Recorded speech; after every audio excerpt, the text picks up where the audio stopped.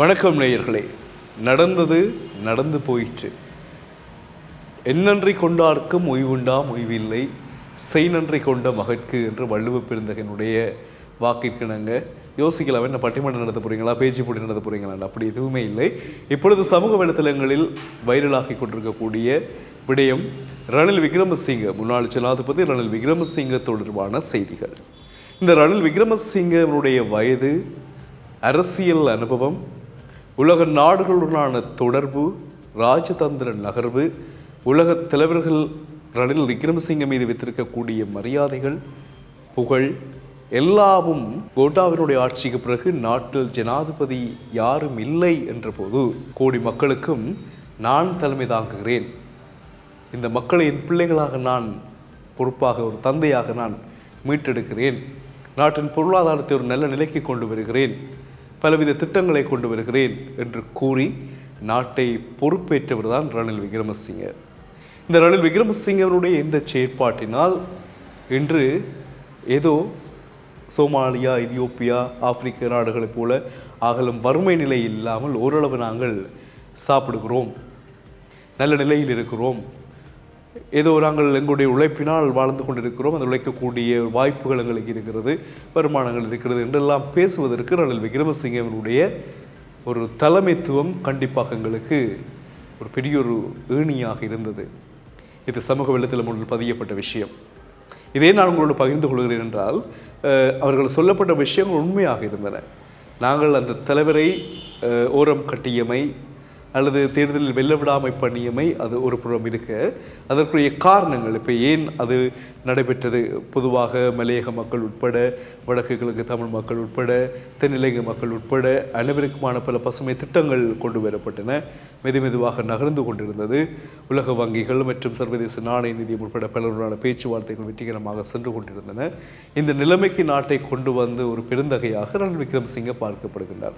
ஆனால் அனுரகுமார் திசாநாயக்க வென்ற பிறகு, ஜனாதிபதியாக வென்ற பிறகு, ஒரு கனத்த மனத்துடன் ரணில் விக்ரமசிங்க ஜனாதிபதி செயலகத்திலிருந்து வெளியேறுகின்ற காட்சிகள் சமூக வலைத்தளங்களில் வைரலாகி கொண்டிருக்கின்றன. அவர் சொன்னபடியே மகளுடன் இந்த இலங்கை என்கின்ற அழகான குழந்தையை உங்களிடம் நான் அன்பாக ஒப்படைக்கிறேன், கவனமாக பார்த்து கொள்ளுங்கள் என்ற வார்த்தையை கூறி அவர் விடைபெறுகின்ற காட்சி தான் இப்பொழுது பல மக்களினுடைய மனங்களில் கனம் கொள்ள வைக்கிறது. வெற்றி தோல்விகள் என்பதற்கு பிறகு பொதுவாக சொல்லப்பட்ட விஷயங்கள் என்றால், இந்த நாட்டில் நாங்கள் இப்பொழுது இருக்கிறோம் என்றது கூட ஒரு பெரிய விஷயம். அவ்வளவத்திற்கு நிலைமை மோசமாக இருந்தது. அந்த நிலைமையை மீட்டெடுத்தது ரணில் விக்ரமசிங்க தான். ஆனால் அந்த நன்றியுணர்வு இலங்கை மக்கள் எவரிடமும் இல்லாமல் போனது தான் பெரிய துன்பம் என்றும் கூறப்பட்டிருந்தது. இதை நான் இப்பொழுது கூறுவது சரி பிள்ளை என்பதை தாண்டி மக்களினுடைய கதை என்றால், சமூக வலைத்தளங்களில் பதிவிடுகின்றவர்கள் மக்கள் தான்.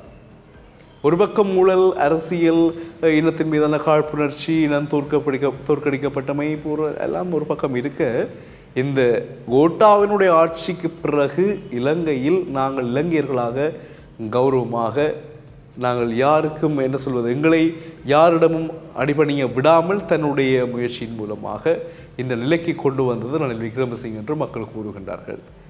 அப்படி நன்றி உணர்வாக இருந்தவர்கள் தங்களுடைய வாக்குகளை ரணில் விக்ரமசிங்கவுக்கு போட்டிருக்கிறார்கள் என்றவாறும் சமூக வலைத்தளங்களில் நீங்கள் நான் போட்ட விஷயம், நான் ஒன்றும் போடவில்லை, சொல்லவும் இல்லை, நீங்கள் போட்ட விடயங்களை நாங்கள் பார்த்து சொல்லுகிறோம். இவ்வாறு ஒரு காலம் கடந்த ஞானம் என்று சொல்வதா, அல்லது சரி எவ்வளவுதான் செய்தாலும் அவர் இருக்கக்கூடாது என்பதில் மக்கள் இருந்தார்கள் கவனமாக. அதனால தான் அவர் தோற்கடிக்கப்பட்டார், அதை மறுப்பதற்கு இல்லை. எவ்வளவுதான் செய்தாலும், நாட்டை ஒரு பாதாளத்திலிருந்து தூக்கி மேலே விட்டாலும் கூட ஜனாதிபதியாக அடுத்த முறை ரணில் விக்ரமசிங்க வரக்கூடாது என்று இலங்கை மக்கள் முடிவெடுத்ததன் வெளிப்பாடு தான் இன்று அவருடைய தோல்வியாக பார்க்கப்படுகிறது. அதற்குரிய காரணம் என்ன என்பதும் மக்களாகி நீங்களால் சொல்ல வேண்டும். ஏன் அவர் வந்திருக்கக்கூடாது, ஏன் தோற்கடிக்கப்பட்டார் என்ற விடயமும் உங்களால் சொல்லப்பட வேண்டும். அதை நாங்கள் மீண்டும் நாளை மறந்துமோ அவற்றை பார்த்து செய்தி தொகுப்பாக உங்களுக்கு வழங்க காத்திருக்கின்றோம். ரணில் விக்ரமசிங்க இவ்வளவு நாட்டை குறுகிய காலத்தில் 2.5 வருடங்களுக்குள் நல்ல மாதிரி கொண்டு வந்த பிற்பாடும் ஏன் அவர்களை இலங்கை மக்கள் ரணிலை தோற்கடித்தார்கள் என்பதற்கான பதில் உங்களிடமிருந்து வர வேண்டும். மீண்டும் சந்திக்கிறோம் நேயர்களே. வணக்கம்.